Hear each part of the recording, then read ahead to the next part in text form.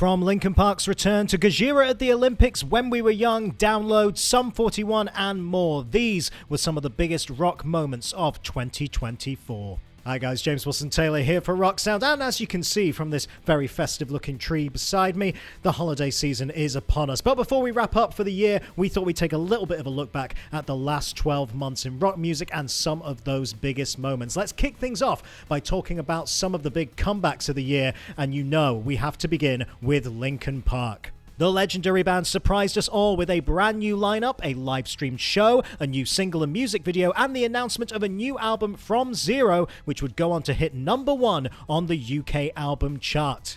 Mike Shinoda spoke with us at the start of the year about the continued impact and influence Linkin Park has on new generations of fans. Take a look. Seeing brand new teenage artists and bands show up and referencing and loving Linkin Park music is like such a blessing. Like we would never guess that we could be in this position. And to be honest, like it's crazy to think that some of them will be in this position later. Like they'll grow up to be a band that somebody else references. So I think the chain, that chain of influence and inspiration goes on. We were influenced by bands, we will influence bands. And that's a beautiful lineage. Separate from that, I mean, we were on the more like, I don't know, practical or like logical side of things. There's the end of the year is when everybody gets, a lot of their data back. Besides your like Spotify Wrapped and stuff like that, like more deep dive wrap-ups for the year that you get from management or your label or your publisher and so on, and they're like saying, hey, okay, here's how we did this year, we're really happy with these things, maybe we can like work on these other things later next year. And there was like, for a band that is like, I guess technically inactive, Linkin Park has been on an upswing in the last 2 years that is like unbelievable. We have like, we got on one report for like just one DSP platform. We had gained like multiple tens of millions of new listeners. Wow. And like, that's mind blowing. These are people like, and what they mean is like people that have never listened to Linkin, like 30 million people who have never listened to Linkin Park before found Linkin Park this year. And all I can do is be grateful. Like that's the only, there's almost like nothing else I can say about that. It's just shocking. And I can just, what do I say? Just like, thank you, that's all. Also returning this year were The Cure with their first new music in 16 years with album Songs of a Lost World. A welcome return for a band that has inspired every rock sound cover star from Blink-182 to Deftones and Youngblood, who sampled Close to Me on the single Tissues. Also this year, As It Is announced their much-anticipated reunion. They will play their debut album Never Happy Ever After in full at Slam Dunk next year, and they released their rarities collection A Decade Uneventful, as well as being named as one of our Rock Sound 25 Icon winners in honor of our 25th anniversary. Elsewhere, Fight Star returned for one night only as they played a headline gig at Wembley Arena in London, celebrating 20 years of the band. And When We Were Young Festival in Las Vegas had plenty of reunions on the lineup, including Hey Monday, Millionaires, plus Tonight Alive and Cobra Starship, both of whom we caught up with backstage. We have a very dedicated fan base, and we have a very emotional connection with them too. So. Yeah, it was nice to be able to bring it back to the US as well. We did a couple of hometown shows in Sydney before we came out, so we really got to reconnect, not only together but with our fans back in Australia, and we had people travel, so it's been really nice to bring it here and get the same thing. It was unbelievable. Patrick Stump came out. I was going to say, meant so much to me because I don't know if you know this, but he produced Viva La Cobra. Yes. And that's the album that we're really doing here.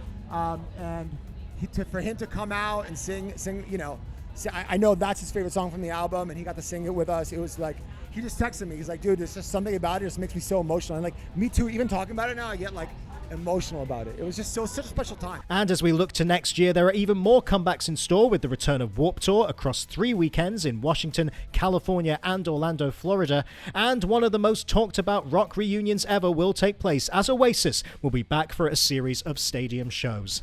And yes, I know we don't really cover Oasis here at Rock Sound, but fun fact, they were on the cover of the original French version of the magazine, so I'm counting that one as a win. Next up, let's talk about some of the rock, TV, and movie moments of the year, and the biggest one of all was, of course, Gojira playing at the opening ceremony of the Paris Summer Olympic Games. They are the first metal band ever to do so, and they played a version of 19th century French anthem "A Ça Ira" at the former residence of French kings. Their version of the track has since been nominated for a 2025 Grammy Award for Best Metal Performance. Motionless in White made an appearance at WrestleMania in April, performing Demon in Your Dreams, which of course acts as the entrance music for WWE star Rhea Ripley. This was a particularly special moment for the band as the event took place in their home state of Pennsylvania. In the world of soundtracks, summer blockbuster Deadpool and Wolverine featured Green Day's Good Riddance Time of Your Life over the end credits, encouraging the band to play dress up as Billy Joe performed the acoustic track to close out their show in New York. Ice Nine Kills appeared on the soundtrack to Terrifier 3 with the song A Work of Art. That track features System of a Down's Shavo Adagian, and the video stars David Howard Thornton, who plays Art the Clown in the movie franchise. And Arcane returned on Netflix. The animated series based on the League of Legends video games came alongside a soundtrack featuring new music from Xand, Fever 333, Royal and the Serpent, and 21 Pilots, to name a few. Plus, Linkin Park included a new softer version of the single Heavy is the Crown, which they spoke about at a recent press event. We love the show, first of all, and the opportunity came up to kind of, they were writing things for it, and I got in the room with some of the music team on that and wrote a lyric, like wrote a part, and the part, the words of it it was like that kind of like turned into or had a connection with our song Heavy is the Crown. Like the two things kind of evolved together, and Emily sang it both ways. Yeah, it was actually harder to sing it the quiet way, believe it or not. Yeah. It was really challenging. Really, really quiet. Bambi Thug represented Ireland in the Eurovision Song Contest, bringing them their highest finishing result in years. The song Doomsday Blue was co-written by Cassiette and Wargasm Sam Matlock, and Bambi told us about their experience of putting the performance together. You must be so chuffed with how the performance itself actually turned out. I am. You know, we wanted to, with Sergio Jean, my director, make a live music video, you know, and really like, you know, what we used of the stage was very small. We were in a very small circle. I wanted the circle to be 5 meters, and they said no, only 3. So we were like, damn it! But we made it work, and the production value is amazing. SVT is an incredible TV company, and yeah, I'm super proud of it. I'm super proud to have that out there forever for everyone to see. Finally, Knocked Loose became probably the heaviest band to ever play on network late-night television as they performed Suffocate with Poppy on Jimmy Kimmel Live. Frontman Brian Garris saying, "For a long time now, our goal has been to see how far we could squeeze this band into places where we don't fit, and I think this may be the biggest one." And that leads us very nicely into the topic of collaborations. Bad Omens released their Concrete Jungle official soundtrack album earlier this year, which featured collabs with Bob Vylan, Health, Error, and Poppy, with the track VAN being named as the Rock Sound Song of the Year. On that track, frontman Noah Sebastian said, "Pretty early on, I did the reference vocal for some of the parts myself, and I wanted to make a song where it felt like the vocalist of it was AI, or inhuman to some degree. It's a lot to break down, but basically when I had the delivery and the cadence in my head, it seemed like Poppy was just the obvious choice." Another key collaboration this year was between Against the Current's Chrissy Costanza and the band Voila, who worked together on Chrissy's debut solo EP, 7. Megan Thee Stallion and Spiritbox teamed up once again, this time on the song TYG. The metal band previously appeared on a remix of Megan's Cobra last year, and it arrived ahead of Spiritbox's new album Tsunami Sea, which will be here in early 2025. And Dashboard Confessional and Boys Like Girls came together for the beautiful track Watch the Fire, a collab that the band had been manifesting for quite some time.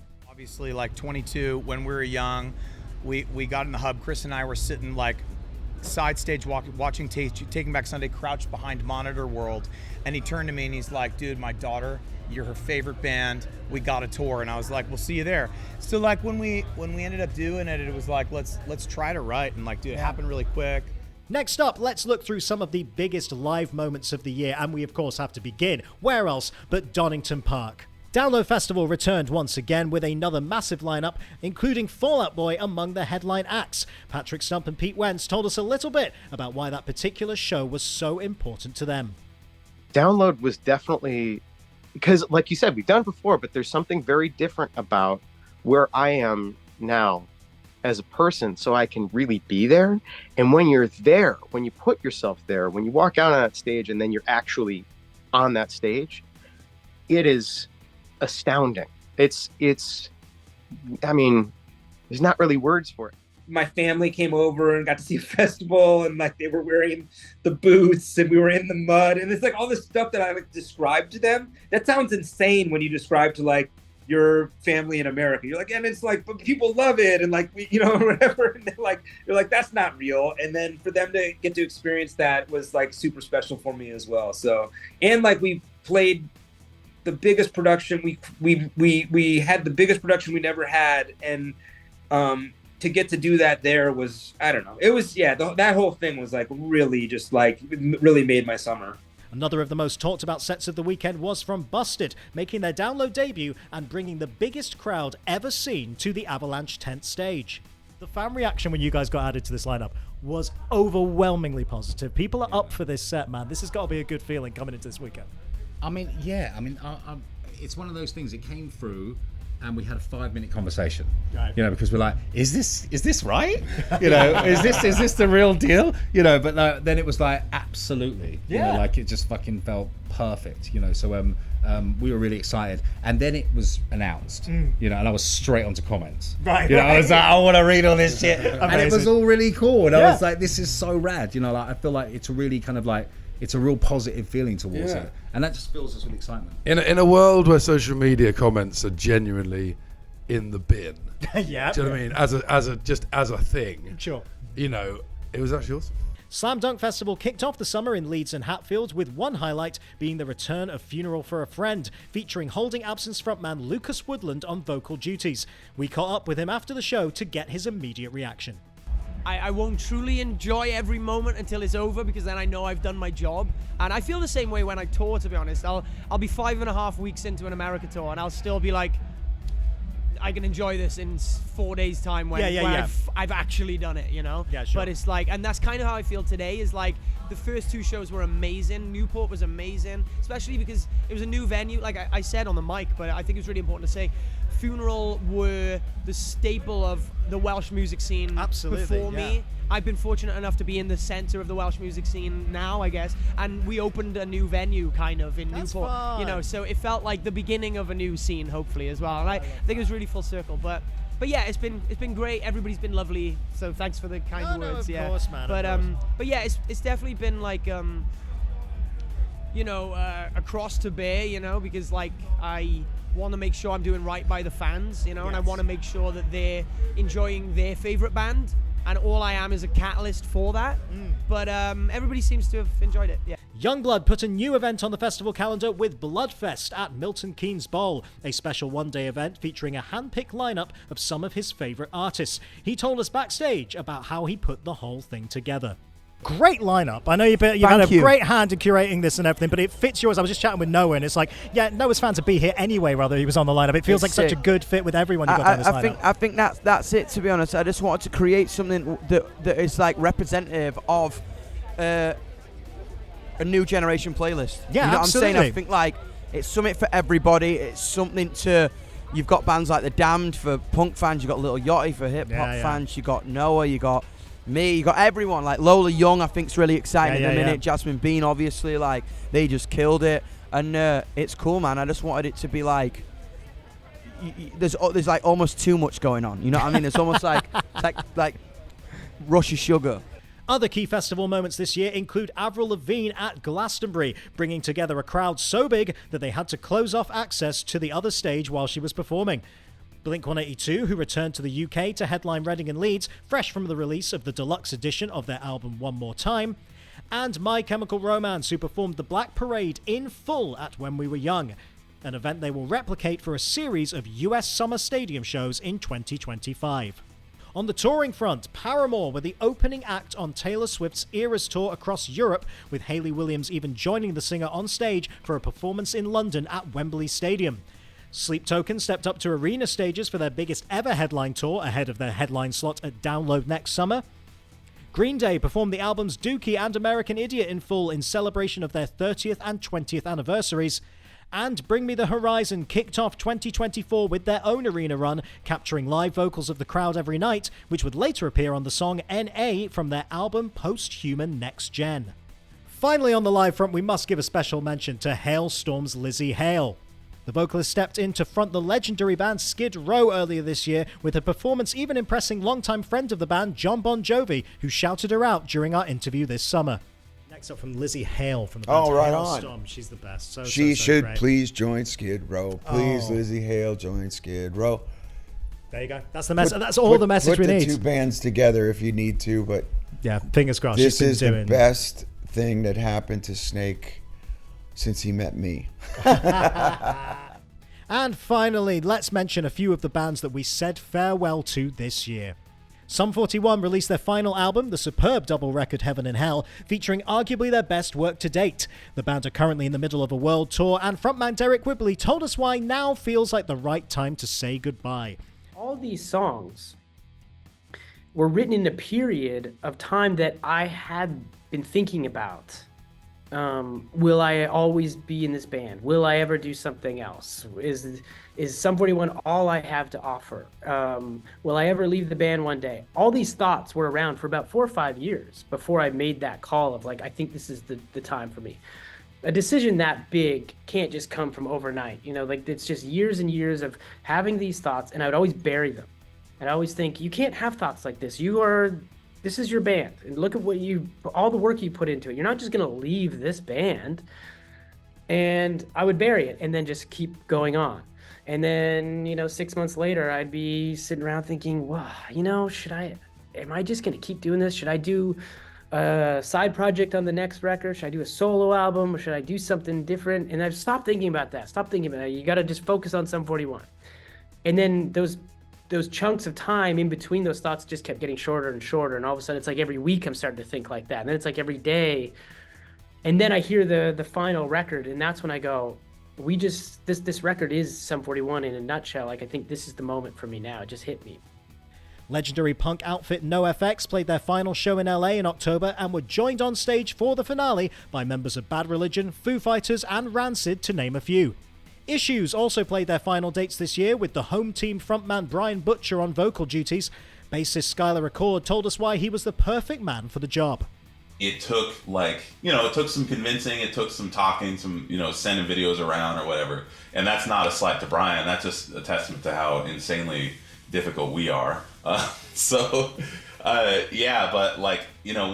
When the light bulb went off, and I think at that time I was literally on tour with the home team doing my solo stuff, and I was just watching him kill it every night and meeting a ton of Issues fans, because a lot of Issues fans like the home team. I was just like, why didn't we think of this? Let's pursue this, and it just made so much sense. And finally, Yumi at Six announced that they too would be calling it a day with their final Nights of Six World Tour, which began with their headline slot at Slam Dunk in May. Josh Franceschi reflected on the decision in our chat backstage. Also, just the most ridiculous setlist. I can get into setlist spoilers now, because by the time people see this, it'll be done. But my God, opening with Save It for the Bedroom. Straight into Reckless. Yeah. Bit of Kiss and Tell, why not? Let's throw that. I mean, come on. It was just ridiculous. Like, tell me about actually putting together the setlist, because it feels like, you were really thinking, let's hit a little bit of every era in this one, right? Yeah, I think it was really important for us to kind of acknowledge that our relationship with Slam Dunk kind of mirrors the band's kind of trajectory and growth in that sense. So starting with Say It for the Bedroom, I think, was the song we ended our first ever Slam Dunk appearance with. So it's sort of for us, it was quite a seminal thing to have that. We felt that was the perfect lift off for the show. Yeah. It was just for us, as I said, it was like we just wanted to put something together which just represented the band's history in that sense. It wasn't really the set list wasn't like with us in mind. It was about like, right, if I was a U-Me-6 fan at Slam Dunk, what would I want to hear this year? And that's kind of what we try to put together. So another incredible year for rock and alternative music, and special mention should of course go to this, the Rock Sound Album of the Year from 21 Pilots. That's Clancy. You can read the full list of our top 24 albums of the year over on the website now. Plus, you can go and pick up our end-of-year awards issue for interviews with Bad Omens and Poppy, Busted, Bambi Thug, and Knock Loose, all about their massive 12 months. And of course, 2024 has marked Rock Sound's 25th anniversary, so thank you for celebrating along with us, and to all of the artists who took part in our 25 Icons magazine series. You can still pick up a few of those over at shop.rocksound.tv. So those were some of our highlights of the year. What were yours? Let us know down in the comments below, and let us know about what you are most excited for in 2025. We will see you very soon. In the meantime, I've been James Wilson Taylor, and this has been your Rock Sound News Update.